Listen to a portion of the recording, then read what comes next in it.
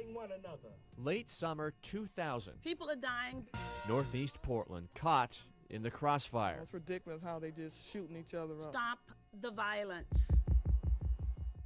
The gang killings do stop for 3 whole months. Because we're out here working our butts off to make sure that it stays down. Tonya Dickens is an on-call gang outreach messenger. It's getting the right people to believe. Several days after Northeast's first and only murder of the new year, We're heading right now to POIC, which is the alternative school that we work with. Dickens is gauging student reaction to the killing. You want to come talk to me? How are friends coping? Thank you. Will there be retaliation?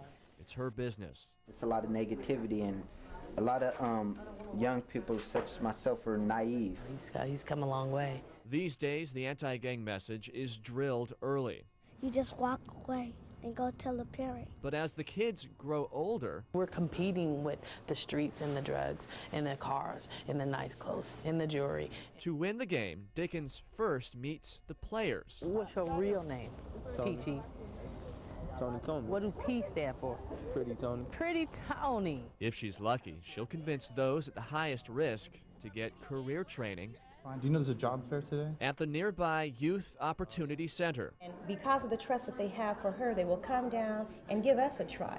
How are you? Dickens walks an impossibly fine line, connecting police to a world they have difficulty accessing. Sometimes she is even able to convince them to come and cooperate with us. It's like we're standing in the gap until you're able to care about yourself, until we can get you well enough to love yourself enough. It's now 12 hours into a typical day for Dickens, Just put any available. teaching Northeast's struggling young women, some already mothers, that success is just a resume away. Sell them. Your life depending on it. Right is right around the corner. Maisha Latson ran with gangs 7 years ago until she became paralyzed How you feeling? in a drive-by shooting. The younger ones are getting into it, and it's just going to keep going on and on. Who else needs a pen? If the cycle ever does break, Latson sees Dickens playing a key role. She's really concerned about us as individuals. The more neighborhoods she visits, the more people she persuades. Tonya Dickens leaves one less face forgotten. For her, 1 inch at a time on the long road to peace in Northeast Portland. Randy Neves, KGW Northwest News Channel 8.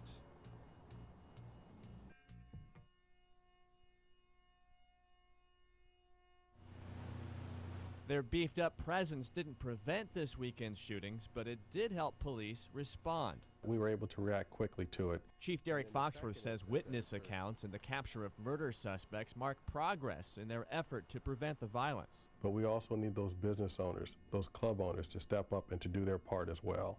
Police say this downtown club, The View, was handing out flyers in North Portland, inviting potentially dozens and dozens of patrons here on Sunday night, with only 9 security guards to handle the crowd. And we're going to do everything within our means to make it safe. Mayor Tom Potter is appealing to club owners for assistance, but he's also asking police to further increase their presence downtown, and he's asking gang prevention experts like Tonya Dickens for advice. It's not a surprise to us. Unfortunately, we knew this would happen. Dickens' own gang outreach programs will run out of public funding in January, and the collective effort to get at-risk youth into employment has slipped from 1,700 jobs each summer to just about 300 jobs this summer. She says it's all cause and effect. You take away programs, you take away people mentoring and doing positive things, and you take away jobs and education programs, and we're seeing now what we get. Our money is tight. Potter says he'll use his 1,000-officer police force to full effect in curbing the violence. Police, in turn, are asking for community involvement. And if we want our communities to be safe, if we want downtown to be safe, we all have a role in that. And clearly, law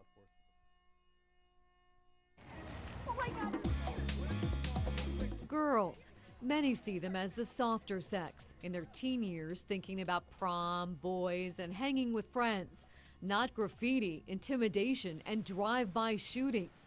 But for some girls, that's what they do. Girls are supposed to wear skirts, and, you know, they can't really see us being hard and doing stuff, and we do. Mona Lisa Boehm knows. She was a gang member in Northeast Portland from the age of 12. until she shot and injured someone and ended up in prison at the age of 14, behind bars where she started life. When I was born in a jail. Water. Now 20, she's out of jail and trying to start a new life with her son. But she knows girls have become part of the turf once reserved for boys. We do drive-bys. It happens. Drive-bys. We beat up people just because. The different obituaries that we have of young people that lost their life to gang and street violence. And more of those lives being lost are girls. This person will never get up again. Tonya Dickens with Youth Gang Outreach in Northeast Portland is seeing the changes on the street. They participate in gang activity out there. They carry pistols. They fire those pistols. Studies show 2/3 of girl gang members were sexually abused at home. Mona Lisa says she was too. Many of the girls who end up in street gangs are looking for refuge, power over their lives, and protection. It's very bad, but it just seemed like everybody care about you, and that they love you. And girl gangs aren't just in the city. Their numbers are exploding in the suburbs, rivaling those of boys. I'd say it's cause for concern. Yeah, definitely more than ever, because like I said, you know, the ratio's it's close to 50-50. Recruited as young as middle school, the girls start with graffiti. Could be like a STC or STL. The STL's for Srenia Tiny Locas. Teamwork! Score! John Senna of the Clackamas County Youth Gang Task Force is a former gang member himself. Good block! He works with kids in the county's Positive Options program, giving them alternatives to joining gangs. Have you ever done this? I have. I helped my mom. Because while these girls enjoy being together in Rao Middle School's after-school cooking class, we spent time with our friends.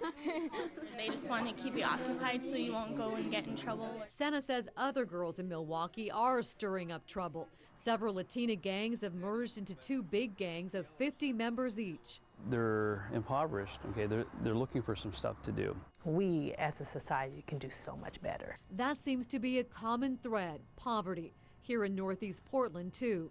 Sometimes we have to give you guys a task. Back to Tonya Dickens in Northeast, who heads up a weekly group meeting called Sisters Keepers. She tries to help young women make good choices. So if you do that part, let's just see where you are next week.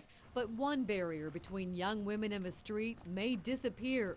The Youth Gang Outreach program is losing its federal funding, and the amount it gets from the city of Portland is threatened too. I take care of my son. I'm a really good mom. Mona Lisa, our former gang member, now pregnant, worries about the future of her unborn child. That's why I'm kind of scared if I do have a girl, because you do have to stop that cycle. But as girl gangs are on the rise, another key to breaking that cycle, prevention, may be in danger of breaking itself.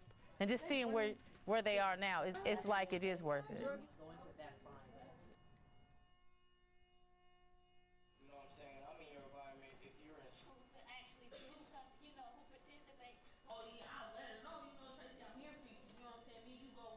You need to quit making excuses and just actually come if you want something done. Because any other way, it's not going to get done. I mean, rather how many times you come and say, we need this, we got to do this, we got to do that. If you ain't going to participate, if you ain't going to be willing to come and, you know, actually help us get it done, then it's not going to get done. It's just we're going to be in the same spot, study, talk about what we need to do. These are some real issues they're talking about. They're not making these issues up. This is from the heart, so we have to take heed. And we have to listen. We have to make sure that we're able to do our part.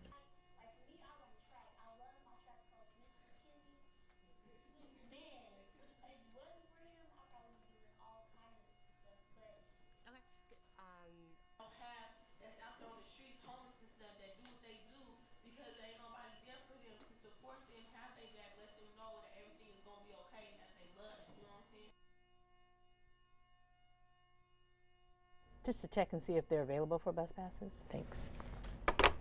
I've been doing this since '93. Tonya Dickens grew up on this playground. She's worked to stop gang violence ever since. I was around when gangs first started. I was young. I was a teenager, and I got to see that unfold till now. And now to watch the generation after generation, it's becoming a cycle, and it's scary. Dickens is one of the few gang outreach workers left.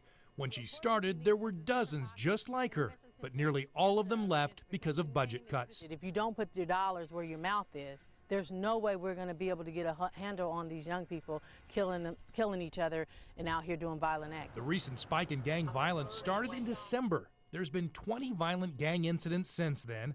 During the same period last year, there were just 9. That's a 122% increase in gang violence. Most have been shootings like this one in December that ended with 5 gunshot victims. 36 rounds were fired during that incident. Lieutenant Mike Leloff keeps close track of it all. And then our majority of our cluster is up here in Northeast Precinct. Lieutenant Leloff says what we're seeing now is a new generation of gang members, and they are very young. Seeing a lot of 14, 16, 18-year-old people involved in our incidents, and that's disturbing. I've taken a lot of hits, a lot of loss. Working with these young people. Tonya Dickens says she'll do whatever she can to protect this latest generation from gangs. We try to get these young people before they even get enticed with it. But she admits the mission is a lonely one, and lately it's been overwhelming.